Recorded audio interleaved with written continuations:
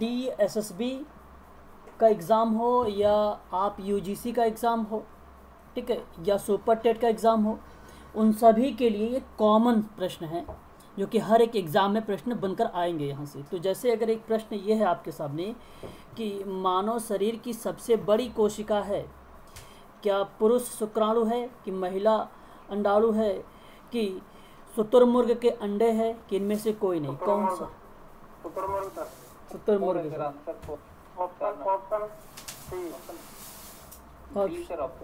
Option B. चलिए बहुत बढ़िया। यहाँ पे शुतुरमुर्ग के जो अंडे होंगे ये आपका गलत जवाब हो जाएगा, है ना। तो मानव शरीर पूछा गया है और मानव शरीर की सबसे बड़ी जो कोशिका होती है, सुमन सर। अरे सर मानव शरीर का पूछा है। हाँ मैंने मानव शरीर नहीं पढ़ा। हाँ, तो मानव शरीर की सबसे बड़ी जो कोशिका है वो आपको ध्यान रखनी है कि सबसे बड़ी कोशिका महिला अंडाणु होता है, ठीक है। तो ये याद रखिएगा, सबसे बड़ी जो कोशिका होती है वो कौन सी होती है, ठीक है, ध्यान रखिएगा। ये एग्ज़ाम में अगर आए तो आप लोग तुरंत लगा देना कि महिला अंडाणु को लगा देना, ये आपका करेक्ट जवाब हो जाएगा, है ना। और सबसे छोटी कोशिका है, अगर प्रश्न पूछे सबसे छोटी तो आप लगा देना वहाँ पर सबसे छोटी में पुरुष शुक्राणु का, ठीक है ना। तो सबसे छोटी ये मानी जाती है। क्लियर हो गया? बताइए। चलिए आगे हम बात करते हैं, नेक्स्ट क्वेश्चन लेते हैं। और ये इम्पोर्टेंट है, पूछा जा सकता है एग्ज़ाम में, है ना, सारे के सारे प्रश्न। चलिए एक प्रश्न देखिए कि शरीर में ताप संतुलन का कार्य करता है कौन? जो शरीर है आपके शरीर में ताप संतुलन का कार्य करता है कौन? थैलेमस होगा, हाइपोथैलेमस, मेडुल्ला और इनमें से कोई नहीं। Hypothalamus, very good. तो हाइपोथैलेमस के बारे में आपको ध्यान रखना है कि जो शरीर में ताप का संतुलन होता है, आप ध्यान रखिएगा हाइपोथैलेमस में कहाँ कहाँ पर आपका भूमिका आती है। तो एक तो आपको पता हो गया यहाँ पर ही कि साप संतुलन है, और जल संतुलन की भी बात अगर एग्ज़ाम में आपसे पूछे कि भाई बताइए शरीर में जो जल संतुलन का कार्य करता है वो कौन करता है? हाइपोथैलेमस ही करेगा, ठीक है। तो यहाँ पे थैलेमस और मेडुल्ला गलत है आपका, ठीक है। और अगर आपसे पूछे भूख जो लगती है, भूख का संतुलन जो शरीर में किया जाता है किसके द्वारा किया जाता है? थैलेमस नहीं होगा, ये हाइपोथैलेमस होगा, ठीक है। जैसे प्यास लगती है, हाँ, अगर प्यास लगती है तो प्यास को संतुलित करता है शरीर में जो ताप, उसका नाम है हाइपोथैलेमस। तो आप इतनी बात याद रखिएगा, ये सभी के सभी जो है एग्ज़ाम के पॉइंट ऑफ व्यू से इम्पोर्टेंट है, सारे पॉइंट, है ना, इसका आप लोग ध्यान रखिएगा। क्लियर हो गया? ठीक है ना। नेक्स्ट देखिए, और यहाँ पर एक और प्रश्न है। प्रश्न ये कह रहा है आपसे कि मांसपेशियों का निर्माण एवं उसकी मजबूती किस पोषक तत्व पर सबसे अधिक निर्भर होती है? तो बहुत इम्पोर्टेंट सवाल है ये। तो जैसे मांसपेशियों का निर्माण, जो शरीर में मांसपेशियां बनती हैं उसका निर्माण और उसकी मजबूती किस पोषक तत्व से होगा? प्रोटीन, कार्बोहाइड्रेट, वसा या तीनों? बताइए। तीनों नहीं। यहाँ अगर बात किया जाए मांसपेशियों के निर्माण में, तो आपको एक चीज़ मैं बता दूं, जैसे मान लीजिए कोई गंभीर चोट लगती है या चोट लग जाती है, ठीक है भाई, और या तो सिंपल लैंग्वेज में आप समझ लीजिए ऑपरेशन के बारे में, है ना, ऑपरेशन के बारे में सोच लीजिए।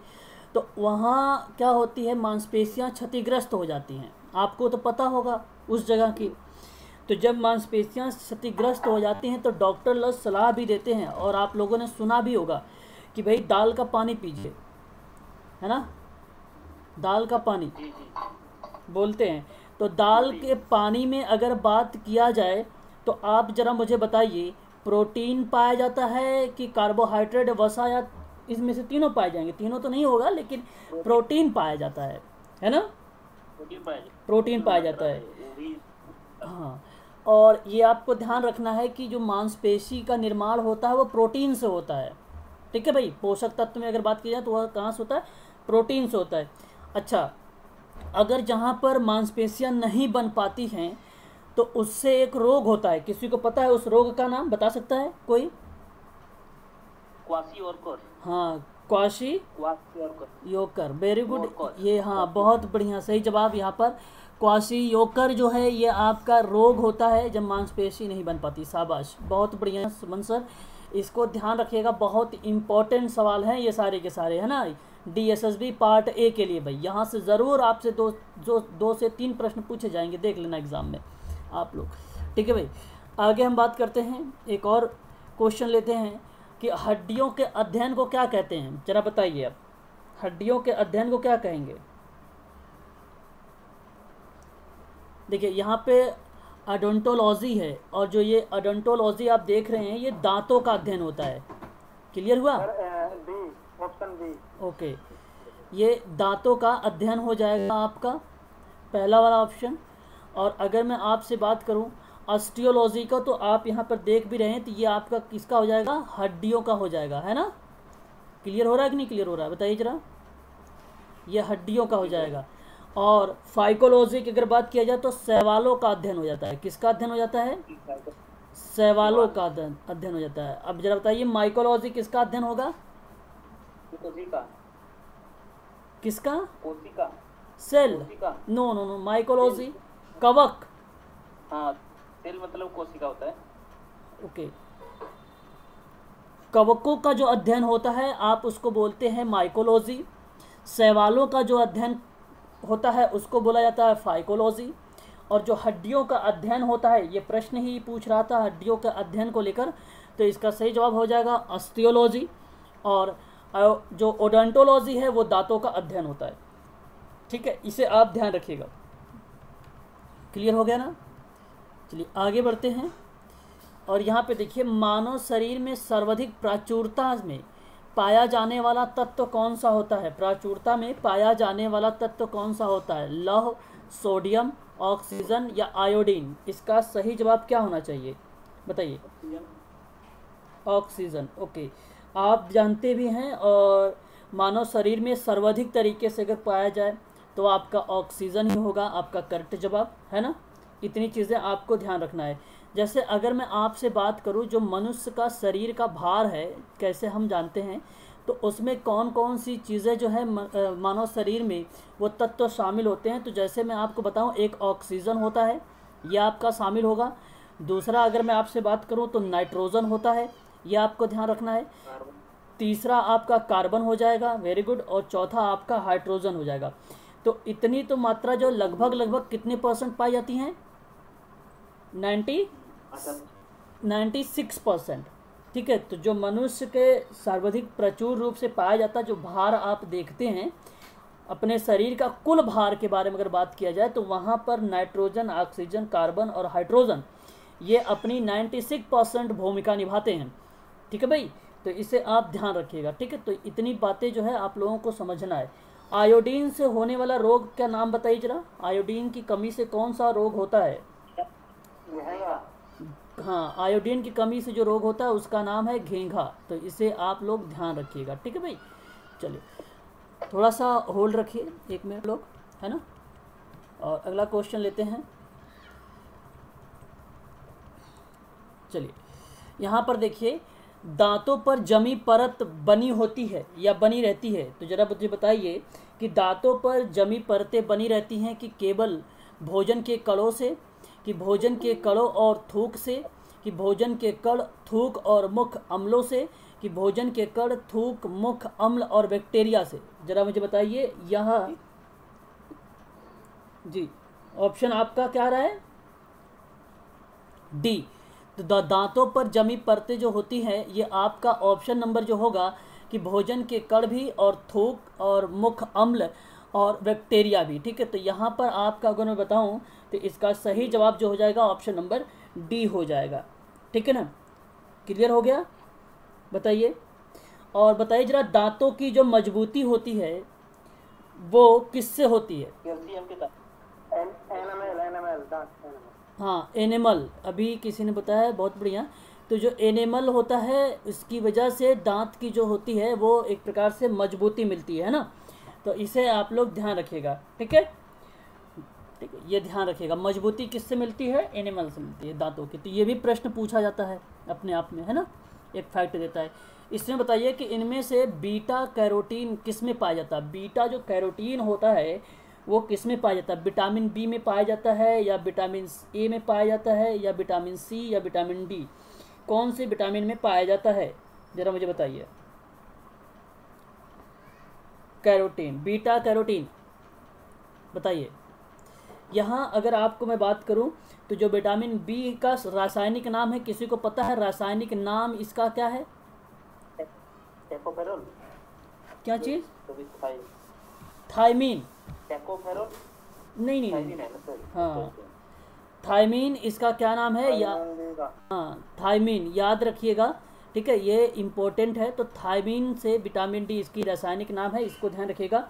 और विटामिन ए के अगर रासायनिक नाम पूछा जाए तो आप लोग क्या बताएंगे? रेटिनॉल, है ना? आप लोग क्या बोलेंगे? रेटिनॉल बोलेंगे। और अगर मैं आपसे बात करूं विटामिन सी के रासायनिक नाम से, तो इसका क्या नाम बताएंगे? एस कार्बनिक, एस कार्बनिक नाम बताएंगे आप लोग, सभी के सभी लोग। और विटामिन डी से आपका क्या होगा? Kallis feral. तो ये आपका कैलिस फेराल इसका एक रासायनिक नाम है, तो आप इसे ध्यान रखिएगा। रेटिनॉल हो जाएगा आपका विटामिन ए से, और विटामिन बी का जो रासायनिक नाम है थायमीन है। विटामिन सी का एस्कार्बिक नाम है, एस्कार्बिक लिखा हुआ ये, ठीक है, आप लोग लिख लीजिए इसको, एस्कार्बिक मेंशन कर लीजिए कॉपी पर, है ना। एस्कार्बिक एसिड बोला जाता है, इसका रासायनिक नाम है, ठीक है, एसिड। और अगर मैं आपसे बात करूं यहाँ पे कैल्सीफेराल के, तो हाँ जो होता है वो विटामिन डी का रासायनिक नाम है। तो यहाँ पर जो बीटा कैरोटीन का नाम देख रहे हैं आप, बीटा कैरोटीन जो होगा आपका ऑप्शन नंबर बी करेक्ट हो जाएगा, विटामिन ए से। और विटामिन ए की कमी से कौन सा रोग होता है? विटामिन ए की कमी से कौन सा रोग होता है, कौन बताएगा? हाँ रतौधी रोग होता है, रतौधी रोग होता है, यहाँ पर सही जवाब हो जाएगा रतौधी रोग। तो इसे भी आप लोग ध्यान रखिएगा, ठीक है। तो रतौधी रोग जो होता है विटामिन ए के रासायनिक नाम 4 के, ये ध्यान रखिएगा। अगर 4 में से अगर आपको 4 भी याद रहेंगे तभी आप कर पाएंगे, बाकी आपको याद करने की ज़रूरत नहीं है, क्योंकि विटामिन बी की अगर बात किया जाए तो एक परिवार, इसका बहुत लंबा परिवार है विटामिन बी का, है ना। तो बस ये 4 ही याद रखिए, आप लोगों को DSSB में बहुत सारा जगह पे ये काम आने वाला है आप लोगों को, है ना, एग्ज़ाम में। चलिए आगे हम बात करते हैं। और एक प्रश्न यहाँ पर देखिए, ये प्रश्न क्या कह रहा है कि पैलेग्रा नामक एक रोग है, और बताइए किस विटामिन की कमी से होता है? पैलेग्रा नामक रोग जो है किस विटामिन की कमी से होता है, या किसके कारण होता है? विटामिन B1 होगा कि विटामिन B2 होगा, विटामिन B3 कि विटामिन C होगा? बताइए जरा। Vitamin B2। विटामिन B2 नहीं, विटामिन B2 नहीं होगा, ये आपका होगा विटामिन B3 होगा। हाँ विटामिन B3 होगा। और विटामिन B3 में ही जो होता है वो पैलेग्रा नामक बीमारी पाई जाती है। ये एग्ज़ाम में जो है पूछा भी गया है विटामिन के इसके बारे में, पैलेग्रा नामक रोग के बारे में। तो आप ध्यान रखिएगा विटामिन B3 के बारे में। अब आपको मैं बता दूं, यहाँ आप लोगों को जैसे इसी विटामिन को, जैसे जो आपको मैं बता रहा था कि विटामिन बी का एक बहुत बड़ा परिवार है, और इसमें अगर मैं आपसे बात करूं तो एक विटामिन बी का जो है 12 है, विटामिन 12 है, इसको बोला जाता है बी कॉम्प्लेक्स भी बोला जाता है, बी कॉम्प्लेक्स भी बोला जाता है। तो इसमें पाया क्या जाता है? तो आप लोग ध्यान रखिएगा, कोबाल्ट पाया जाता है। क्या क्या पाया जाता है? कोबाल्ट पाया जाता है, ठीक है। तो अब आपसे अगर प्रश्न पूछे कि कोबाल्ट किस में पाया जाता है तो क्या बताओगे? B12 में बताओगे। ये इंपॉर्टेंट है B12 वाला, ठीक है। और B3 का जो आपको ध्यान इंपॉर्टेंट रखना है वो पैलेग्रा नामक रोग के बारे में ध्यान रखना है, ठीक है भाई। विटामिन सी के बारे में आपको पता ही होना चाहिए। विटामिन सी एस्कर्बिक एसिड एक इसका रासायनिक नाम है। क्या नाम है इसका बताइए? एस्कर्बिक एसिड इसका रासायनिक नाम है। और इससे अगर आपको मैं बताऊं तो जैसे आप लोगों ने नाम सुना होगा, इसका जो स्रोत होता है, जो प्राप्त होता है, एक प्रकार से हम बोलते हैं खट्टी चीज़ या मिर्च या आंवला, हाँ रखते हैं, हाँ। अब आपको मैं एक चीज़ बता दूं, देखो विटामिन ए से आपको ध्यान रखना है कौन सा रोग होता है? रतौधी होता है। विटामिन बी से बेरी बेरी रोग होता है। विटामिन सी से कौन सा रोग होता है? स्कर्वी। विटामिन सी से कौन सा रोग होता है? स्कर्वी रोग होता है। विटामिन डी से कौन सा रोग होता है? विकेट रिकेट्स होता है। विटामिन ई से कौन सा रोग होता है? बांझपन का, बांझपन। और विटामिन ई के बाद आपका आता है विटामिन के। विटामिन के से कौन सा रोग होता है? थक्का ना बन। हाँ, थक्का ना बन पाना, रक्त का थक्का ना बन पाना। तो ये भी आप लोग ध्यान रखिएगा, एग्जाम में ये भी प्रश्न पूछा जा सकता है कि विटामिन ए से कौन सा रोग होता है, बी सी कौन सा रोग होता है, सी से कौन सा रोग होता है। ठीक है, तो बहुत ही सरल है, इजी है, आपको ये याद हो गए होंगे, है ना भाई। चलिए आगे बढ़ते हैं। और इस प्रश्न का जो जवाब था पेलेग्रा नामक रोग का, तो विटामिन B3 आपका याद होना चाहिए। और B12 में क्या पाया जाता है? कोबाल्ट आपको याद होना चाहिए। ये दो चीज़ें आपको पता होनी चाहिए अच्छे तरीके से। हेमोफीलिया वाले लोग होते हैं। हाँ, चलिए यहाँ पर बताइए कि इनमें से किस विटामिन की कमी के कारण शरीर में रक्त के थक्के नहीं बनते हैं? तो विटामिन 9 के बारे में बताइए जरा। हाँ, विटामिन के से जो है यहाँ पर साफ शब्द में कह रहा है कि रक्त के थक्के नहीं बनते हैं, यही आपका करेक्ट जवाब होगा। विटामिन 9 के अगर बारे में बात किया जाए तो जैसे आपको मैंने बता रहा विटामिन B12 में क्या पाया जाता है भाई? विटामिन B12 में कोबाल्ट पाया जाता है ना। और इससे ये कौन सा रोग होता है? इमीनिया एक रोग होता है। कौन सा रोग होता है? इमीनिया एक रोग होता है। हाँ, एनीमिया। हाँ, एनीमिया आप कहिए, एनीमिया, ठीक है, एनीमिया इससे रोग होता है। और विटामिन 9 से जो रोग होता है वो फलिक रोग होता है, एक फलिक रोग है, वो रोग होता है। आप ये भी ध्यान रखिएगा, कौन सा रोग होगा? फलिक रोग होगा, है ना। तो इसे भी आपको ध्यान रखना है। और ये आपका अच्छा, अभी भी मैंने आप लोगों से ये भी बताया था कि इसका रासायनिक नाम लेकर विटामिन बी के बारे में, विटामिन बी का रासायनिक नाम क्या है? Vitamin B riboflavin. रासायनिक नाम नहीं, विटामिन बी का थायमीन, रासायनिक नाम थायमीन है ना। थायमीन है ना। तो ये आपको ध्यान रखना है, ठीक है भाई। चलिए आगे बढ़ते हैं और नेक्स्ट क्वेश्चन लेते हैं। अच्छा, विटामिन B12 तो आपको पता है भाई, एनीमिया होता है। विटामिन के तो आपको ये भी पता चल चुका कि भाई रक्त के थक्का नहीं बन पाता है। और विटामिन ई के बारे में तो पता ही होना चाहिए आप लोगों को, बांझपन, है ना। ये आपका सही जवाब हो जाएगा। फिर चलिए आगे बढ़ते हैं।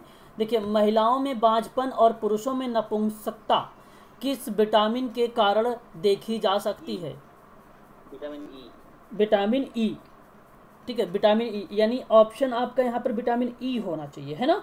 तो यही आपका करेक्ट जवाब हो जाएगा कि इससे बांझपन या नपुंसकता आती है। और विटामिन के की बात किया जाए तो थक्का नहीं बनता है। विटामिन सी की बात की जाए तो स्कर्वी होता है। विटामिन सी से क्या होता है? स्कर्वी रोग होता है ना, ये तो आपको पता ही होगा। विटामिन डी से क्या होता है? रिकेटस होता है। कौन सा रोग होता है?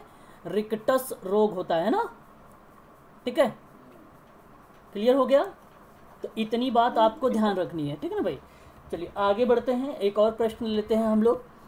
और यहाँ पर कहता है आपको सूची का मैच करना है। और देखिए, एक तरफ रोग दिया हुआ है, एक तरफ विटामिन के नाम लिखे हुए हैं। तो जरा बताइए, विटामिन ए से कौन सा रोग होता है? विटामिन ए से रतौंधी होगी। और रिकेटस किस रोग से होता है भाई? कौन सी विटामिन से होता है? विटामिन डी से होता है। स्कर्वी कौन सी विटामिन से होती है? विटामिन सी से होती है। बेरी विटामिन बी से होती है। तो बताइए जरा, इसका करेक्ट जवाब क्या होना चाहिए? एक का 4, ऑप्शन नंबर यहाँ पर अगर बात किया जाए तो थर्ड करेक्ट जवाब हो जाएगा, है ना, विटामिन थर्ड के बारे में, ठीक है।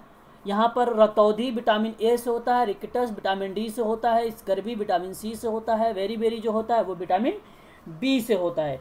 इनके रासायनिक नाम मैं आप लोगों को बार बार बता रहा हूँ, आप लोग ध्यान रखिए। विटामिन ए से रेटिनॉल उसका नाम है, रासायनिक नाम।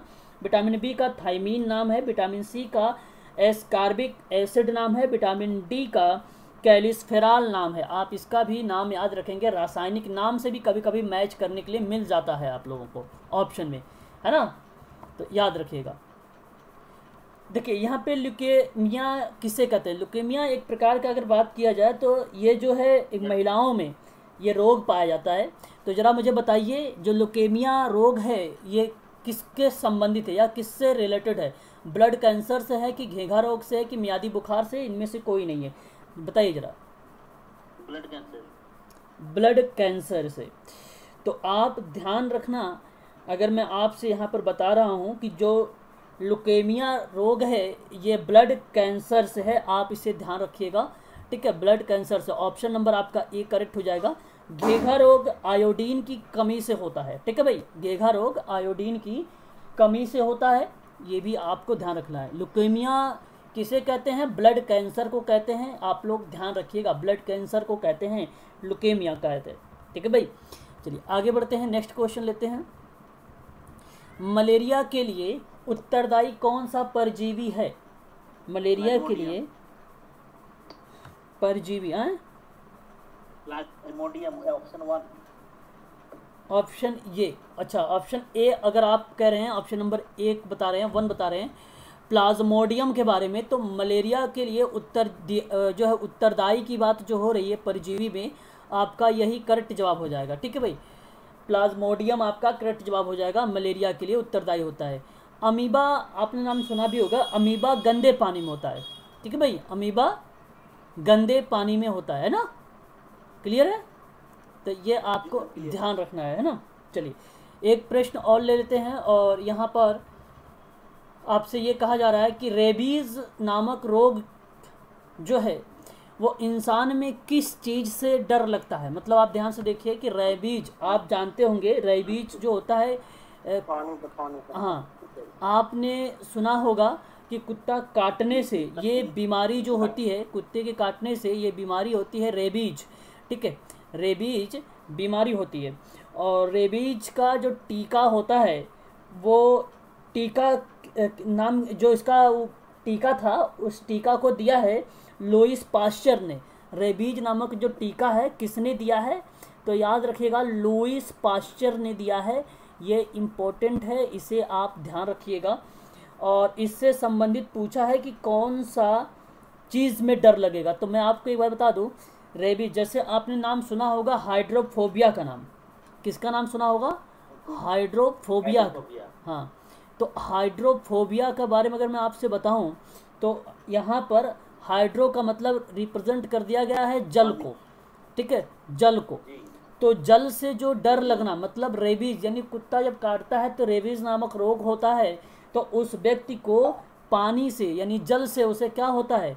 डर लगने लगता है, और उसे बोला जाता है क्या, बताइए? हाइड्रोफोबिया बोला जाता है। ऑप्शन नंबर ए करेक्ट हो जाएगा आपका यहाँ पर, ठीक है, ऑप्शन ए करेक्ट हो जाएगा यहाँ पर। चलिए आगे बढ़ते हैं, और एक प्रश्न और ले लेते हैं हम लोग कि ठीक है, देखिए यहाँ पे हेपेटोलॉजी जो है वो किससे संबंधित है? हेपेटोलॉजी किससे संबंधित है बताइए जरा। रुधिर का जो अध्ययन होता है उसे हम क्या कहते हैं? रुधिर मतलब ब्लड, यही होता है ना, रक्त। हम इसको क्या बोलते हैं? हिमेटोलॉजी। क्या बोलते हैं इसको? हाँ, हिमेटोलॉजी, इसे ध्यान रखिएगा, प्रश्न पूछा जाता है एग्जाम में, ठीक है भाई। तो रुधिर का जो अध्ययन होगा उसे हम कहेंगे हिमेटोलॉजी। और यकृत का अध्ययन जब हम कह देंगे यकृत का, तो वह अध्ययन आपका क्या कहलाएगा बताइए? हेपेटोलॉजी, वह आपका क्या कहलाएगा? यकृत, अगर बात किया जाए यकृत का अध्ययन आपका क्या कहलाएगा? वह आपका कहलाएगा हेपेटोलॉजी कहलाएगा। तो यकृत का अध्ययन हेपेटोलॉजी कहलाता है। मस्तिष्क के विभिन्न, ये कुछ नहीं है, ठीक है। और अगर मैं बात करूँ मानव संदर्भ का अध्ययन, तो मानव संदर्भ का अध्ययन जब आप करेंगे तो उसको हम क्या बोलेंगे? कैलोलॉजी। क्या बोलेंगे उसे? कैलोलॉजी बोलेंगे, ठीक है भाई। लिख दूं? हेलो, समझ में आ रही सभी की बारी बात? बताइए जरा एक बार। हेलो, कैलोलॉजी कहेंगे, ठीक है ना, कैलोलॉजी कहेंगे इसका, ठीक है भाई। और इसका सही जवाब हो जाएगा ऑप्शन नंबर सेकंड वाला करेक्ट हो जाएगा। चलिए आगे बताइए मुझे, ये सारे फैक्ट लिखते चलिएगा साथ साथ। क्वेश्चन कह रहा है विल, जो देखिए वेल है, निम्न वर्गों में से किस वर्ग का प्राणी होता है? ठीक है, अच्छा, तो अगर मैं वेल की बात कर रहा हूँ तो आपको ये बात तो समझ में अच्छे तरीके से आ गई होगी कि मछली के बारे में, है ना। तो अगर मैं आपको जब ऐसे ही बता रहा हूँ वेल, तो मछली जैसे ही आपके माइंड में वो चीज़ें आ रही हैं, तो आपको एक बात और मैं बता देता हूँ, उसे भी ध्यान से सुन लीजिए। तो मछली जो है स्तनधारी, अब स्तनधारी जो होता है ये जंतु में पाया जाता है। और जंतु जो होते हैं दो टाइप, एक तो अंडे देने वाले होते हैं और एक क्या होते हैं, बच्चे पैदा करने वाले होते हैं। और जो बच्चा पैदा करते हैं उसे हम बोलते हैं स्तनपायी या स्तनधारी बोलते हैं ना, उसे हम क्या बोलते हैं, स्तनधारी या स्तनपायी। तो ये है जवाब। आप बताइए जरा कि वेल निम्न वर्ग में से कौन सा वर्ग में आएगा, तो ये स्तनधारी में आएगा। ठीक है, तो इसे आप ध्यान रखिएगा। ठीक है, चलिए आगे बढ़ते हैं। ठीक है, और नेक्स्ट क्वेश्चन ये है आपके सामने, एक मिनट। लौंग है, लौंग क्या है बताइए, लौंग क्या है? तना की गांठें हैं कि जड़ की गांठें हैं कि बंद कलियां हैं कि बीज हैं? लौंग क्या है बताइए जरा, लौंग क्या है? कलियां है सर, बंद कलियां हैं। बंद कलियां हैं। जैसे आप लोगों ने पिक्चर भी देखा होगा लौंग का, लौंग कुछ इसी तरीके से होता है ना। केरल का उत्पादन सबसे बड़ा उत्पादन राज हो गया। लौंग कुछ इसी टाइप का होता है, इसी टाइप का बना होता है। तो यह एक प्रकार से अगर बात किया जाए तो बंद कलियां हैं। ये कौन सी कलियां हैं? बंद कलियां हैं ये। तो मैं अगर आपसे बात करूं तो ये अगर ऑप्शन में अगर आप लोगों को बंद कलियां मिल जाता है तो फिर तो ठीक है, और नहीं मिलता है तो आपको वहाँ पर मिलेगा सूखे हुए पुष्प। क्या मिलेगा आपको? सूखे हुए पुष्प मिलेगा। तो सूखे हुए जो पुष्प होते हैं वो लौंग होते हैं। क्या होते हैं? लौंग होते हैं। तो इसे आपको ध्यान रखना है। ठीक है भाई, तो ये भी इम्पोर्टेंट है। ठीक है भाई, ठीक है ना। तो बंद कलियां एक प्रकार की होती हैं। ये आपका ऑप्शन जो हो जाएगा, सही जवाब हो जाएगा ऑप्शन नंबर 3, करेक्ट जवाब हो जाएगा, है ना। चलिए और आगे बात करते हैं। यहाँ पर पौधों, जो पौधे होते हैं उन पौधे के कौन से भाग में हल्दी प्राप्त होती है? जो हल्दी प्राप्त होती है वो जड़ से होती है कि फल से होती है, पुष्प से होती है कि तना से होती है? जड़। तो जो पौधे में वो भाग होता है जहाँ से हमें हल्दी प्राप्त होती है वो जड़ होता है। तो हल्दी अगर मैं आपसे बात करूँ तो आपको बता दूँ, यहाँ पे प्रकंद बोला जाता है उसको। क्या बोला जाता है? प्रकंद बोला जाता है। तो ध्यान रखिएगा, उससे क्या बोलेंगे हम लोग? प्रकंद बोलेंगे। जो हल्दी की गांठ है जो जड़ों में पाई जाती है उसको हम प्रकंद बोलते हैं। ठीक है, याद रखिएगा। और जो तना की बात किया जाए तो तना आलू कहाँ पे पाया भाई, बताइए जरा। तना, आलू तना होता है, जड़ नहीं, तना होता है।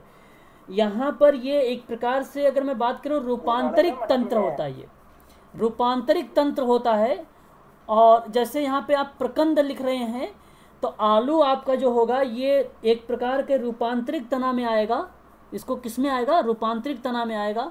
इसलिए ये आपका आलू होगा और जो जड़ होगा वो हल्दी होगी, प्रकंद। ठीक है, इसे आप ध्यान रखिएगा।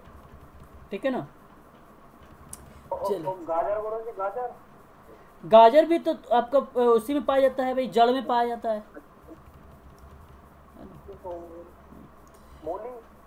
अरे भाई मूली भी तना है। मूली, अच्छा मूली, हाँ मूली तना पाया जाएगी। मूली जो होगी आपकी तना हो जाएगी। ठीक तो मिट्टी में है जी, जो तो अंदर आती है मिट्टी में। देखिए मिट्टी में आती है तो इसका मतलब ये नहीं कि वो तन अब नहीं होगा। कहने का मतलब ये है कि रूपा, वो उसमें। तो याद रखना है आप लोगों को ये। तो चलिए अगला हम क्वेश्चन लेते हैं, और ये क्वेश्चन आपसे ये कहता है कि भूरी क्रांति किससे संबंधित है? भूरी क्रांति उर्वरक से, चमड़ा एवं कॉफी से, कि मांस से, कि मछली से? भूरी क्रांति, ध्यान रखिए यहाँ से आप लोगों के लिए बहुत इंपॉर्टेंट है ये प्रश्न है। DSSB के लिए भी, हर एक एग्ज़ाम के लिए, UGC में भी यहाँ से प्रश्न पूछे जाते हैं। तो भूरी क्रांति के बारे में अगर बात किया जाए तो याद रखना चमड़ा एवं कॉफ़ी से संबंधित है। ठीक है भाई। और अगर उर्वरक की बारे में बात किया जाए तो ये आपकी ग्रे क्रांति है। कौन सी क्रांति है? उर्वरक से ग्रे क्रांति, याद रखना है, ग्रे क्रांति। मांस से अगर बात किया जाए तो ये आपकी लाल क्रांति है। लाल क्रांति है। हाँ, लाल क्रांति है मांस से। और कभी कभी टमाटर वगैरह अगर पूछ लिया जाए टमाटर से तो भी ये उसी में ही आ जाता है। ठीक है भाई, लाल क्रांति ही आ जाती है। मछली से अगर संबंधित है तो वो कौन सी क्रांति है? नीली क्रांति।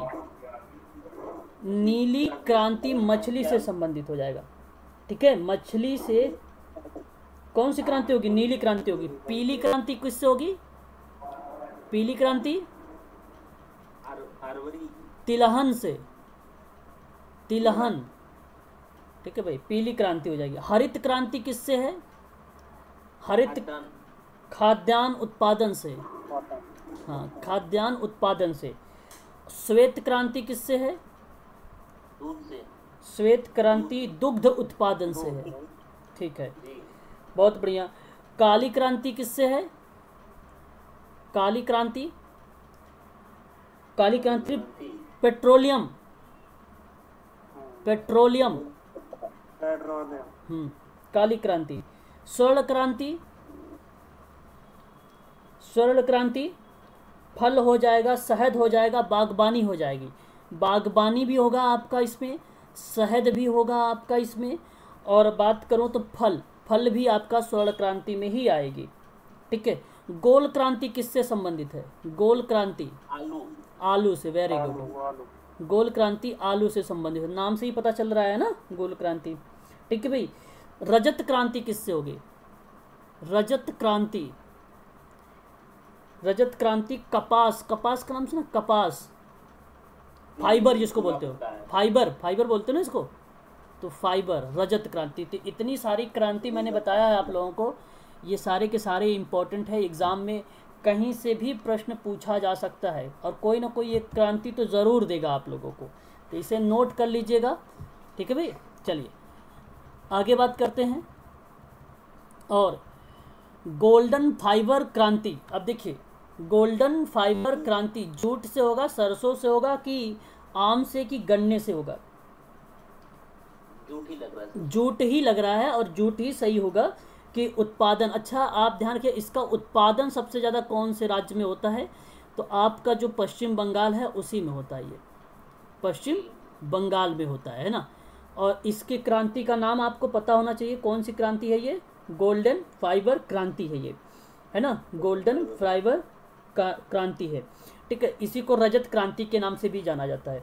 ये देश कौन सा है? तो देश में आपका पता होना चाहिए बांग्लादेश, सबसे ज़्यादा देश की बात होगी तो बांग्लादेश, और अपने राज्य की बात होगी तो पश्चिम बंगाल, ठीक है भाई, ये आपको ध्यान रखना है।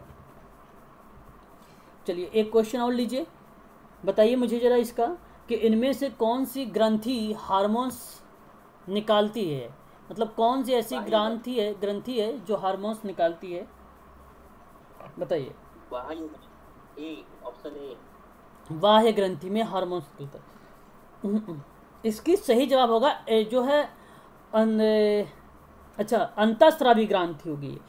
इनमें से पूछा है कि कौन सी ग्रंथि हार्मोन्स निकालती है, तो आपका अंतःस्रावी ग्रंथि होगी। यह ग्रंथि को बोला जाता है ग्लैंड भी बोला जाता है, ग्लैंड बोला जाता है। तो इम्पोर्टेंट है ये भी कि पूछ लेता है कभी कभी कि बताइए वो ग्रंथि का नाम जहाँ पे हार्मोन्स जो है निकालती है, वो आपका हो जाएगा ऑप्शन नंबर बी वाला करेक्ट हो जाएगा, अंतःस्रावी ग्रंथि हो जाएगी फिर ये, ठीक है, आपका बी सही हो जाएगा। चलिए आगे बढ़िए। और कौन सी ग्रंथि जो है लड़ो उड़ो, मतलब लड़ो और उड़ो, लड़ो उड़ो हार्मोन्स निकालती है, लड़ो और उड़ो हार्मोन्स निकालती है, ये भी प्रश्न एग्जाम में बनते हैं, तो याद रखना वो कौन सी ग्रंथि है जहाँ पर लड़ो और उड़ो हार्मोन्स निकालती है, बताइए। ये आपका होगा एंड्रियन, जो एंड्रिनल ग्रंथि दिख रही है आपकी, यही आपका करेक्ट जवाब हो जाएगा।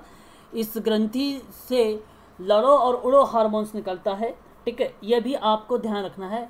क्वेश्चन नंबर 22 का करेक्ट जवाब हो जाएगा ऑप्शन नंबर सेकंड वाला करेक्ट, सी वाला, ठीक है भाई, सॉरी बी वाला आपका करेक्ट हो जाएगा। एंड्रिनल ग्रंथि, उसको क्या बोलते हैं? एंड्रिनल ग्रंथि बोलते हैं। बताइए जरा, लार निम्न में से किसके पाचन में सहयोग करता है? भैया स्टार्च में, प्रोटीन में, रेशे में, कि वसा में? स्टार्च, करेक्ट जवाब स्टार्च होगा। जैसे कि आप लोग जानते हैं लार जो है मुख है ना, मुख की क्रिया है एक प्रकार की, ठीक है, और अगर मैं आपसे बताऊं तो यहाँ पर जो होती है पाचन की क्रिया मुख से लार की तरफ, ठीक है, पाचन की क्रिया होती है। और लार क्या करता है, एंजाइम बनाता है भाई, है ना।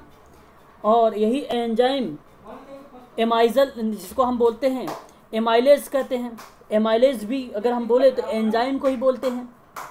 और इसी से जो लार से स्टार्च बनता है, स्टार्च से फिर शर्करा होता है, या फिर वही क्रम जो है इसका चलना शुरू हो जाता है। तो एक प्रकार से ये चक्र बना होता है। तो पाचन में सबसे ज़्यादा जो सहयोग की भूमिका होती है, आप क्या देख करेंगे, ऑप्शन को टिक, ऑप्शन करेंगे स्टार्च वाला टिक, ठीक है भाई, लार में। तो स्टार्च आपका करेक्ट जवाब हो जाएगा, ऑप्शन यहाँ पर बी वाला सही मान लिया जाएगा। फिर घड़ी में स्प्रिंग में भंडारित ऊर्जा है, जो घड़ी है उस घड़ी में स्प्रिंग में भंडारित ऊर्जा कौन सी है? ऊष्मीय ऊर्जा है, स्थिज ऊर्जा है, रासायनिक ऊर्जा है कि गतिज ऊर्जा है? हाँ, यहाँ पर गतिज नहीं होगा। बहुत बच्चे लगा देते हैं कि जैसे भाई घड़ी की सुइयाँ चलती हैं, तो घड़ी की सुइयाँ चलती हैं तो इसका मतलब वो समझते हैं गतिज ऊर्जा होगा। नहीं, वहाँ पर स्थिज ऊर्जा होगा। ऑप्शन आपका यहाँ पर जो करेक्ट होगा बी फॉर बॉम्बे, ठीक है, ये आपका ऑप्शन करेक्ट हो जाएगा। घड़ी की स्पीड में स्थिज ऊर्जा होती है, याद रखिएगा, स्थिज ऊर्जा। चलिए आगे बढ़ते हैं। जो मैनोमीटर है ये नापा जाता है, मतलब मैनोमीटर के द्वारा मापा जाता है क्या? सतह का तेल दबाव, ठीक है, कि वायु दाब, कि गैसों का दाब?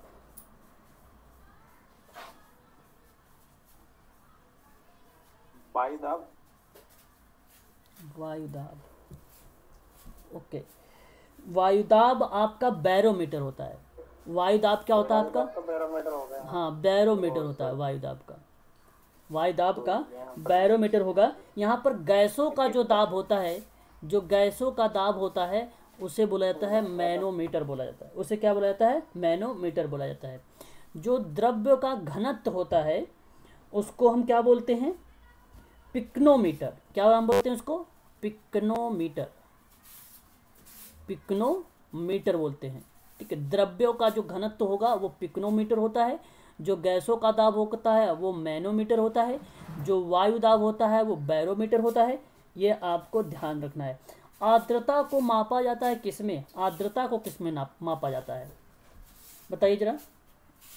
हाइग्रोमीटर में। किसमें मापा जाता है? हाइग्रोमीटर में। हाइड्रोमीटर आर्द्रता, हाँ, हाइग्रो, हाँ हाइग्रो,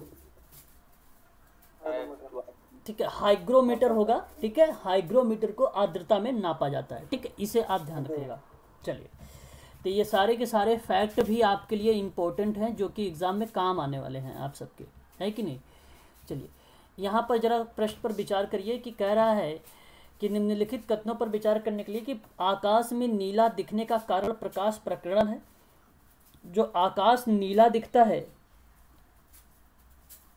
तो वह प्रकाश का प्रकीर्णन होगा, ये बात सही है। अगर जब दिन में सूर्य निकलता है या सूर्योदय होता है तो भी प्रकाश का प्रकीर्णन कैसा होता है?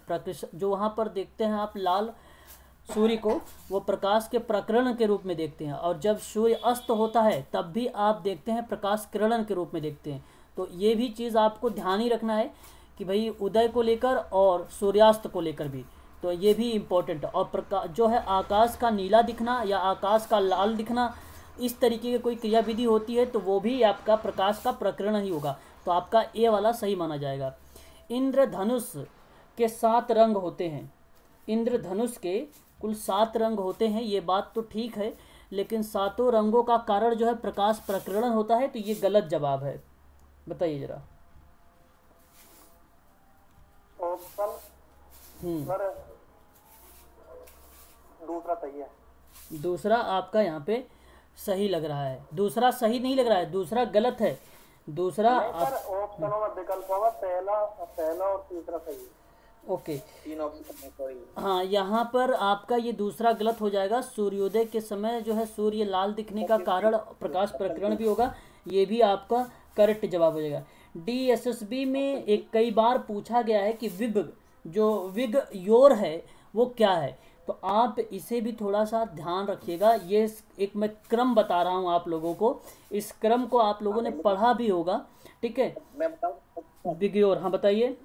वायलेट, हाँ V for violet, हाँ I for indigo, हाँ। B for blue, hmm G for green, hmm Y for yellow, hmm O for orange and R for red. Red. तो हिंदी ये में हाँ, बताओ। बहुत बढ़िया। ये क्रम आपको याद रखना है, जो विग्योर का फुल फॉर्म है, जिसको हमने बोला वायलेट, है ना। तो इसे आपको ध्यान रखना है। वायलेट को बैगनी कहा जाता है, हिंदी में आएगा बैगनी को लेकर।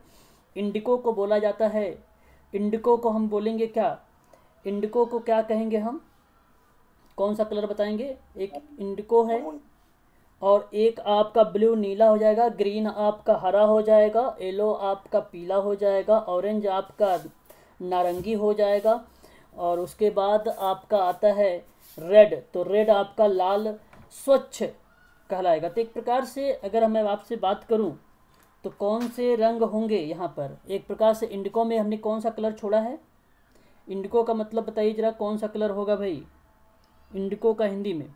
बैगनी, नील होगा, है ना, आकाशी या आसमानी नीला, यही ना इंडिको का मतलब। वो तो जामुनी होगी वाला। हाँ, तो वो वाला कलर हो जाएगा, ठीक है, बहुत बढ़िया। तो इसे आप लोग थोड़ा सा ध्यान रखिएगा, ये क्रम एग्जाम में क्रम लेकर पूछ लेता है कभी कभी, ठीक है भाई। तो ये भी आप लोग ध्यान रखिएगा कलर के लेकर, ठीक है भाई। कलर में कौन कौन से कलर होते हैं, सातों कलर के नाम आपको पता होने चाहिए, ठीक है ना। चलिए आगे बढ़ते हैं, नेक्स्ट क्वेश्चन ले लेते हैं। और यहाँ पर अगला क्वेश्चन कौन सा आएगा, कौन सा क्वेश्चन नंबर हम कर रहे थे भाई, 27 कर देते हैं। 27 ये रहा। देखिए, अच्छा, हाँ यही हो। जल का, पहले हाँ उससे पहले हमने 26 कर रहे थे। तो जल का अधिकतम घनत्व होता है, जल का अधिकतम घनत्व होता है। तो अधिकतम घनत्व कौन सा होगा, ये आपने शायद पहली बार भी सुन रहे होंगे, लेकिन आप लोगों ने सुना भी होगा कि जल का गर्म को लेकर अगर उसके सेंटीग्रेड की बात किया जाता है, सेल्सियस की बात किया जाए तो 4 डिग्री सेंटीग्रेड के आपने हिसाब में पढ़ा भी होगा, 4 सेंटीग्रेड के हिसाब से या सेल्सियस के हिसाब से आपने पढ़ा होगा, देखा भी होगा। लेकिन यहाँ पे जल की जो अधिकता का घनत्व है, तो जल गर्म की बात अगर किया जाता है, वहाँ पर जब घनत्व की बात होती है, तो जब घनत्व उसका गर्म होगा तो क्या हो जाता है, उसका घनत्व बढ़ जाता है। जब धीरे धीरे जल ठंडा होता है तो उसका घनत्व भी धीरे धीरे क्या हो जाता है, कम होने लगता है। तो केल्विन, अगर आपको बता दूं मैं इसका फार्मूला, तो केल्विन का एक फार्मूला होता था सेंटीग्रेड प्लस में 273, यह आपका फार्मूला होता था जल की अधिकता की घनत्व को जांच करने के लिए। तो जो सेंटीग्रेड की मैं बात अभी कर रहा था, तो ये बेसिकली 4 सेंटीग्रेड या 4 सेल्सियस पर ही पाया जाता है। तो 4 सेल्सियस तो आप इसमें करेंगे। जब कभी केल्विन की बात किया जाए जल वगैरह की, तो आप ये फार्मूला ज़रूर याद रखिएगा केल्विन ज्ञात करने के लिए, और ऑप्शन में जो चीज़ें दिया रहेगा, ठीक है, तो उस पर आप अगर 4 में 273 को ऐड कर दें तो आपका निकल के आ जाता है 277 केल्विन, और यही है जल की अधिकता, यही आपकी बन जाएगी जल की अधिकता, ठीक है। तो केल्विन की जो अधिकतम घनत्व है वो कितना माना जाता है, तो आप ध्यान रखिएगा, आपका जो ऑप्शन हो जाएगा यहाँ पर बी फॉर बॉम्बे। मैंने आपसे बताया कि जब पानी को आप गर्म करते हैं 4 डिग्री सेल्सियस पर, तो उसका घनत्व क्या हो जाता है, बढ़ जाता है। जब वो पानी ठंडा होता है तो उसका घनत्व भी घट जाता है। लेकिन अधिकता घनत्व की बात किया है, तो अधिकता घनत्व को आप कर किस पे रहे हैं, 4 सेंटीग्रेड पे कर रहे हैं। तो उस 4 सेंटीग्रेड में आपको कौन सा 273 जो केल्विन है उसको आप ऐड करेंगे तो 277 आएगा, 200 जो है 77 आ जाएगा। आपका करेक्ट जवाब जो हो जाएगा ऑप्शन नंबर बी हो जाएगा करेक्ट यहाँ पर फिर, ठीक है भाई। चलिए, क्लियर, समझ में आया। चलिए एक क्वेश्चन और देखिए। हेलो, आवाज़ मेरी जा रही क्लियर, हेलो। जी सर, आवाज़ आ रही है। हाँ, तो यहाँ पर देखिए क्वेश्चन, रेडियन क्या होता है।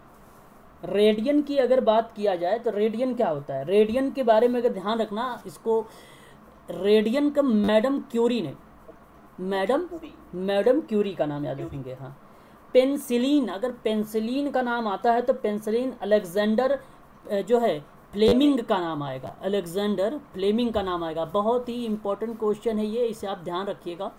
ठीक है भाई। एक्सरे WK रोएंट होगा। हाँ, एक्सरे रोएंट जेन होगा, WK रोएंट जेन हो जाएगा, और चेचक जो होगा एडवर्ड जेनर हो जाएंगे। हाँ, तो आप इसका इस हिसाब से देखा जाए तो यहाँ पर जो करेक्ट जवाब हो जाएगा 2, 1, 4, 3 हो जाएगा। तो इसका option number A for America correct जवाब हो जाएगा यहाँ पर। ठीक है, इसे आप ध्यान रखिएगा। ठीक है, चलिए यहाँ पर बताइए ज़रा मुझे कि जब दो अलग मतलब जब दो लोग आपस में बात करते हैं, तो ये देखो थोड़ा सा स्पेशल एजुकेशन से संबंधित है ये क्वेश्चन, और अप्लाइड टाइप के बनाया गया है कॉन्सेप्चुअल पर, कि जब दो लोग आपस में बात करते हैं तब कितने डेसिबल की ध्वनि उत्पन्न होनी चाहिए। मतलब दो लोग जब आपस में बात कर रहे होते हैं तो ऐसे में सामान्यतः देखा जाता है कि एक प्रकार से धीरे धीरे बात हो रही है, आराम आराम से बात हो रही है, तो लगभग वहाँ पर 10 dB की बात होती है। और 5 dB की अगर बात की जाए 5 dB के बारे में, तो 5 dB का मतलब होता है फुसफुसाना, मतलब बहुत स्लो से धीरे धीरे बात करना ना। फुसफुसाना जो हो जाएगा वो आपका 5 dB में आ जाएगा, और 10 dB में आपका वो आ जाएगा एक सामान्यतः तरीके से आप किसी व्यक्ति से आपस में बात कर रहे हैं। और 30 dB की बात अगर हो जाती है तो यहाँ पर आप क्या कर रहे हैं, थोड़ी सी तेज़ आवाज़ में बात कर रहे हैं, चिल्ला कर बोल रहे हैं आप, ये 30 dB हो जाएगा। 100 dB में आप जैसे डीजे वगैरह सुने होंगे, ठीक है भाई, जैसे कोई होली का त्यौहार हो जाए या दीपावली का त्यौहार हो जाए, ठीक है, तो ऐसे जगहों पर जो आवाज़ निकलती है हमें वो लगभग 100 dB होती है, तो उसको 10 जो है 100 डेसिबल के रूप में जाना जाता है। ठीक है, तो ध्वनि का जो उत्पन्न होती है दो व्यक्ति आपस में अगर बात कर रहे हैं तो वह सामान्यतः रूप से बात कर रहे हैं, तो ऑप्शन नंबर आपका यहाँ पर जो करेक्ट होगा वो बी फॉर बॉम्बे होगा, लगभग 10 dB होगा।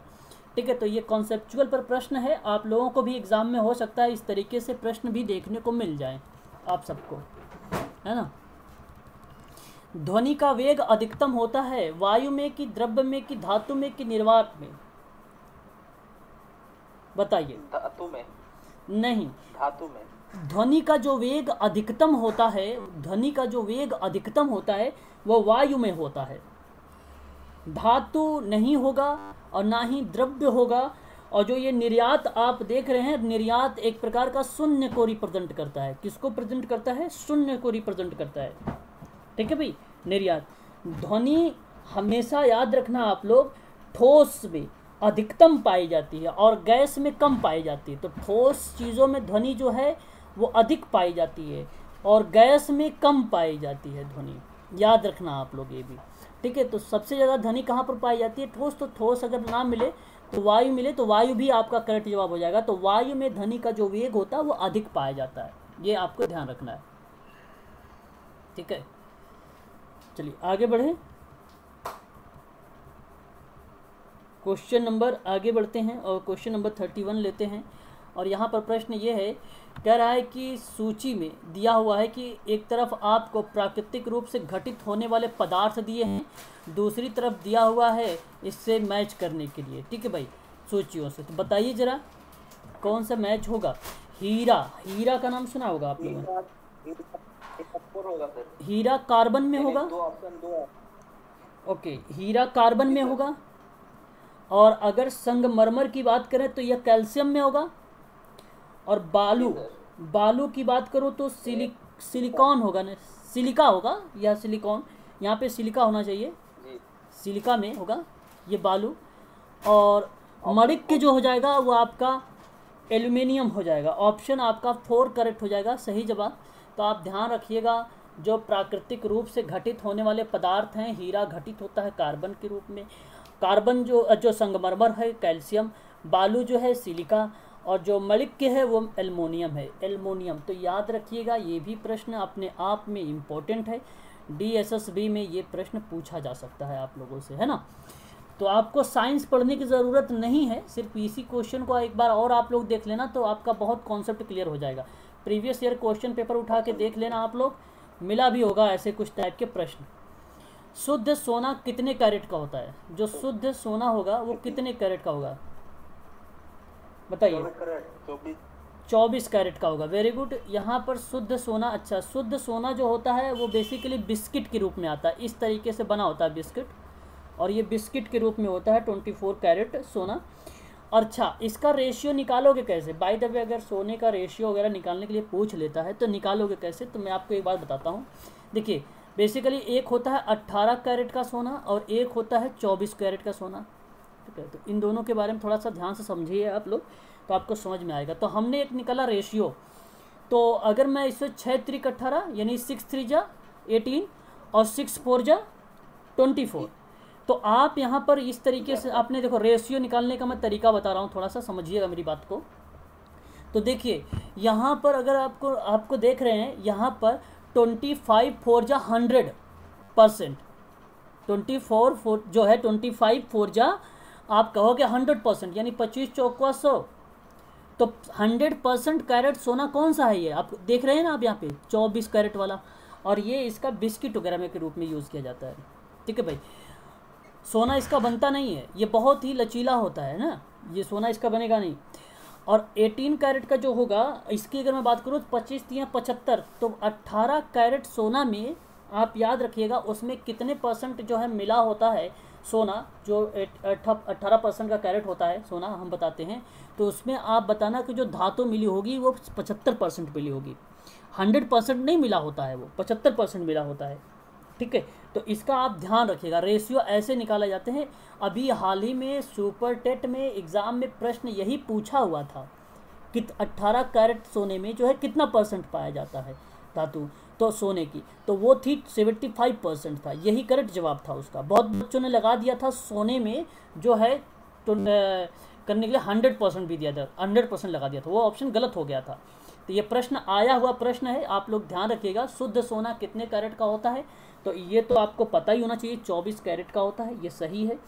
और इसको मापा कैसे जाता है जानते हैं आप लोग? शुद्ध सोना को कैरेटोमीटर से मापा जाता है, कैरेटोमीटर से सोने को मापा जाता है, कैरेटोमीटर से शुद्ध सोना को मापा जाता है, याद रखिएगा ये कैरेटोमीटर होता है, ठीक है। दूध को कैसे मापा जाता है? दूध का अगर हम बात करें तो लैक्टोमीटर से मापा जाता है, वेरी गुड। तो ये लैक्टोमीटर होगा, ये आप लोग ध्यान भी रखिएगा थोड़ा सा, ठीक है भाई। चलिए आगे बढ़ते हैं। ये मैं सोचा आज करवा दूंगा 10-15 मिनट में ही, काफ़ी ज़्यादा क्वेश्चन मिल गए यहाँ पर, है ना। चलिए कोई बात नहीं, यहाँ से कर लीजिए, कल स्पेशल एजुकेशन की आप लोगों को करवा दूंगा इतिहास के बारे में, है ना। भौतिक परिवर्तन का मुख्य उदाहरण कौन सा माना जाएगा? हवा में जो है चांदी के बर्तन का काला हो जाना। सर टाइम में ज़्यादा प्रॉब्लम आ रही है। मोमबत्ती का जलना, दूध से दही का जमना, और पानी में चीनी का घुलना, ठीक है। तो यहाँ अगर मैं आपसे बात करूँ, भौतिक परिवर्तन का जो उदाहरण होगा, 2 टाइप से आपको समझना है भौतिक परिवर्तन में। पहले तो आपको समझ लीजिए, पहले एक है भौतिक परिवर्तन, एक होता है रासायनिक परिवर्तन, 2 परिवर्तन होते हैं। इन दोनों परिवर्तन को एक बार समझ लीजिए। भौतिक परिवर्तन हम किसे कहते हैं? जैसे भौतिक परिवर्तन हमारी वो प्रक्रिया होती है जिसमें दोहराया जा सके किसी क्रियाविधि को। जैसे अगर मैं आपसे कहूँ कि पानी में अगर मान लीजिए चीनी को घोल दिया जाए, चीनी को घोल दिया जाए, ठीक है, तो यह प्रक्रिया एक प्रकार से जो होती है भौतिक परिवर्तन होता है। कारण यह है कि ये दोबारा भी परिवर्तित हो सकता है, दोबारा भी आ सकता है, ये दोबारा भी हमें देखने को मिल सकता है। तो यह प्रक्रिया आपकी क्या कहलाएगी? भौतिक परिवर्तन कहलाएगी। जैसे रासायनिक परिवर्तन क्या कहलाएगा? फिर अगर रासायनिक परिवर्तन की बात करूं तो जो दोबारा वापस ही ना आए।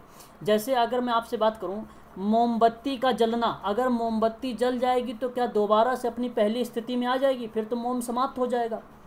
जब मोम समाप्त हो गया तो ये प्रक्रिया आपकी कहलाएगी रासायनिक पदार्थ में, या आपकी किस प्रक्रिया में आ जाएगी? रासायनिक परिवर्तन हो जाएगा। ये आपका रासायनिक परिवर्तन हुआ है। और रासायनिक परिवर्तन कभी दूसरे वाली कंडीशन में दोहराई नहीं जा सकती है ये। और दूध से दही बन जाना, तो जैसे दूध से अगर दही बन गया है तो क्या दही फिर दोबारा दूध बन जाएगी? कभी नहीं बन पाएगी। तो इस वजह से ये रासायनिक परिवर्तन है। और अगर मैं कहूँ हवा में चांदी के बर्तन का काला हो जाना, तो जैसे हवा में जो चांदी का बर्तन है वो काला हो जाता है, तो क्या उस चांदी के बर्तन को काले को आप दूर कर पाएंगे? ये कभी भी नहीं हो पाएगा ऐसा। तो यह आपका रासायनिक परिवर्तन होगा। परंतु अगर चीनी जो पानी में चीनी का घुलना है ये परिवर्तित हो सकता है, ये परिवर्तित हो सकता है। ठीक है भाई, चीनी आपका अलग हो सकता है, पानी आपकी अलग हो सकती है, तो ये दोहराई जा सकती है प्रक्रिया, तो इसमें अलग अलग चीज़ें मिल सकती हैं। अभी इससे संबंधित और भी प्रश्न मिलेंगे, और भी उदाहरण मिलेंगे, आप समझना। ये प्रश्न को वैसे स्टार लगा लीजिएगा, ठीक है, ये प्रश्न पूछा जा सकता है आप लोगों के एग्ज़ाम में, ठीक है ना। क्लियर हुआ, बताइए। जी सर, जी सर।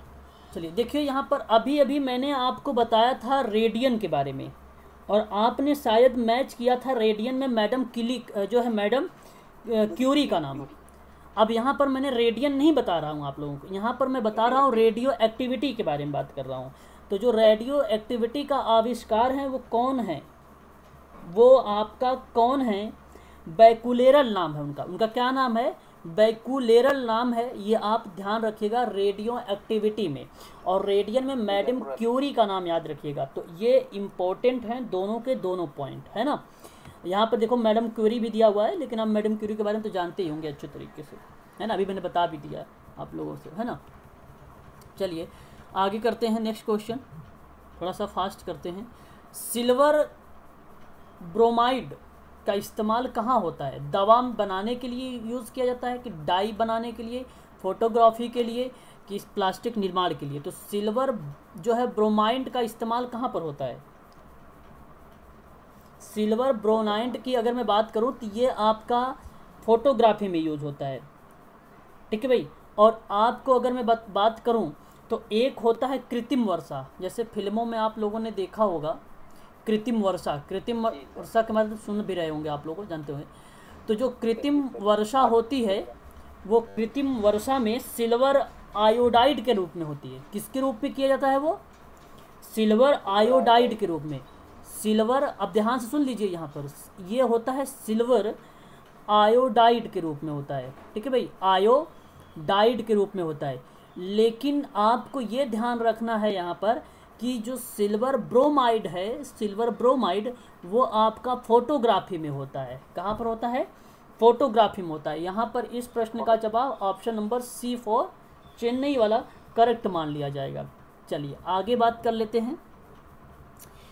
अब ये क्वेश्चन ये फ्रेयान का इस्तेमाल कहाँ किया जाता है, बताइए जरा। आपके घरों में जी, रेफ्रिजरेटर में, आपके घर में मतलब फ्रीज होगा, फ्रीज, तो फ्रीज में बेसिकली अगर बात किया जाए तो CFC गैस, हाँ क्लोरोफ्लोरोकार्बन, हाँ CFC गैस, ठीक है। तो ये आप ध्यान रखेंगे, CFC गैस उसमें पाई जाती है। और CFC गैस को नुकसान, मतलब जो CFC गैस की वजह से नुकसान हो रहा है किसका, ओजोन परत का, किसका, ओजोन परत का। तो ये भी आप थोड़ा सा ध्यान रखिएगा। तो फ्रेयान का जो इस्तेमाल होता है वो रेफ्रिजरेटर में होता है। ये भी अपने आप में एक इम्पोर्टेंट सवाल है, अपने आप में एक इम्पोर्टेंट सवाल है ना, इसे भी आप ध्यान रखिएगा, ठीक है। आगे हम बात कर लेते हैं। यहाँ पर देखिए, ऑक्सीजन के बाद सबसे अधिक उपलब्ध कौन सी मूल तत्व होता है, ऑक्सीजन के बाद सबसे अधिक उपलब्ध कौन सा मूल तत्व होता है। तो यहाँ पर अगर ऑक्सीजन के बाद कोई नाम आता है तो उसका नाम आता है सिलिकॉन करके नाम आता है। आप ध्यान रखिएगा, सिलिका, वही सिलिका है, सिलिकॉन। अगर मैं आपसे बात करूँ तो यहाँ पर एक ऑक्सीजन पहले नंबर पर होगा, और ऑक्सीजन क्वेश्चन में दिया हुआ है, ठीक है भाई। सबसे अधिक उपलब्ध का मूल तत्व कौन से हैं, तो सबसे अधिक मूल तत्व में नंबर 1 पर आपका ऑक्सीजन तो सही है भाई। नंबर 2 की अगर मैं आप लोगों से बात करूं तो वो सिलिकॉन होगा। नंबर 3 पर एल्युमिनिया होगा, जो है नहीं, एल्युमिनियम, आप इसे एल्युमिनियम नहीं कहेंगे, ठीक है, एल्यूमिना कहेंगे, एल्यूमिना कहेंगे, क्या कहेंगे, एल्यूमिना कहेंगे, याद रखिए आप लोग, इसे भी एल्यूमिना कहेंगे आप इसे। ये तीसरे नंबर की आती है, तो प्रश्न ध्यान रखिएगा, एल्यूमिना आपका तीसरे नंबर का है, दूसरे नंबर का सिलिका है, पहले नंबर पर ऑक्सीजन है। ये अधिक उपलब्धता में मूल तत्व जो है पाए जाते हैं, अधिक उपलब्ध में, तो याद रखिएगा ये ऑप्शन ए वाला इसका सही जवाब था। आगे बात करते हैं नेक्स्ट क्वेश्चन को। कहता है कि निम्न में से बताइए कि रासायनिक परिवर्तन का उदाहरण कौन सा होगा। प्रिज्म से देखो, ये आप लोगों ने पढ़ा भी होगा, जब मैं पढ़ा रहा था विजुअल इम्पेयरमेंट के बारे में थोड़ा सा, तो बताया भी था। प्रिज्म से गुजरने वाली श्वेत प्रकाश की 7 रंगों का विभक्त कर देना। तो देखो अब आपको मैं बताऊं, यहाँ पे ये है रासायनिक परिवर्तन। तो आप मुझे ज़रा बताइए, अगर प्रिज्म को, जब प्रिज्म से गुजरने वाली जो प्रकाश है वहाँ से 7 रंग तो दिखाई दे रहा है, लेकिन जब आप प्रिज्म को आप हटा देंगे तो फिर वो 7 रंग क्या भाई, फिर तो थोड़ी ना दिखाई देगा। मतलब एक प्रकार से दोबारा यहाँ पर रिपीटेशन की प्रक्रिया हो रही है। प्रिज्म से गुजरने वाली जो श्वेत प्रकाश होती है वो 7 रंगों में विभक्त होती है, तो प्रिज्म की वजह से, और प्रिज्म हटा दिया जाए तो फिर नहीं होगा, फिर प्रिज्म लेकर आ जाएगा तो फिर आ जाएगा 7 रंग। तो इसलिए ये परिवर्तित वाली है, तो ये भौतिक परिवर्तन हो जाएगा। ये रासायनिक परिवर्तन मैंने बताया है ना आप लोगों को, सिर्फ एक ही बार परिवर्तन होगा।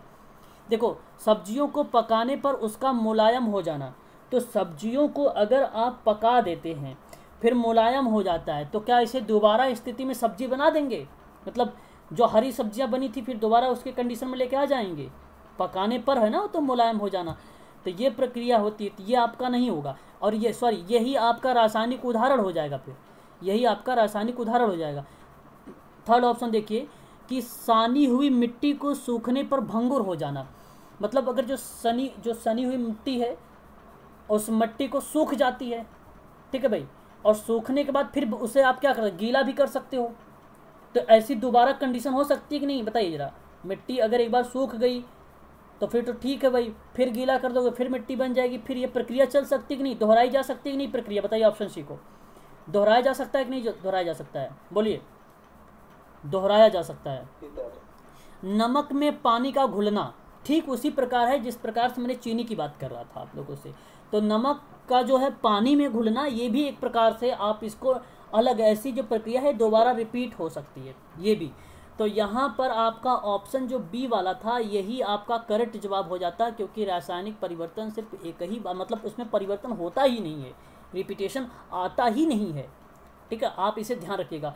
और आपका जैसे मैंने कहा कि भाई जल में जो है पानी का, चीनी और पानी का घोल बनाना, ये प्रश्न पूछा जाता है। नमक का पानी का घोल बनाना, ये भी प्रश्न पूछा जाता है। तो ये सारे के सारे जो सही जवाब होंगे ये भौतिक संरचना वाले हैं, भौतिक परिवर्तन वाले हो जाएंगे आपके, ठीक है भाई, इसका आप ध्यान रखिएगा, ठीक है ना। आगे हम बात करते हैं, और ये क्वेश्चन है, जल का वाष्प में परिवर्तन कहलाता है क्या है? जल का वाष्प में जो परिवर्तन है वो क्या कहलाता है? तो देखिए, जल से जब वाष्प में परिवर्तित हो रहा है तो वो भौतिक कहलाएगा कि रासायनिक कहलाएगा? देखो, जल से परिवर्तित हो रहा है, जल से परिवर्तित हो रहा है किसमें? वाष्प में। तो यह आपके जो है वाष्प अगर ठंडा हो जाएगा तो फिर भी जल हो जाएगा। तो ऐसी प्रक्रिया पे अगर बात किया जाए तो भौतिक होगा। बहुत बढ़िया जवाब। तो जल से वाष्प में परिवर्तन जो हो रहा है ये भौतिक परिवर्तन हो रहा है, ठीक है। तो यह आपको ध्यान रखना है, ठीक है ना भाई। चलिए आगे बढ़ते हैं, नेक्स्ट क्वेश्चन ले लेते हैं।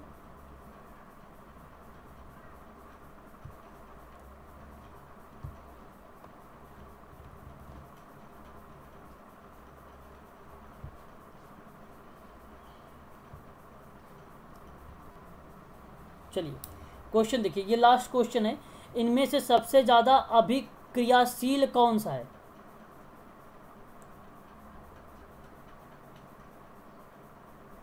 बताइए। क्लोरीन।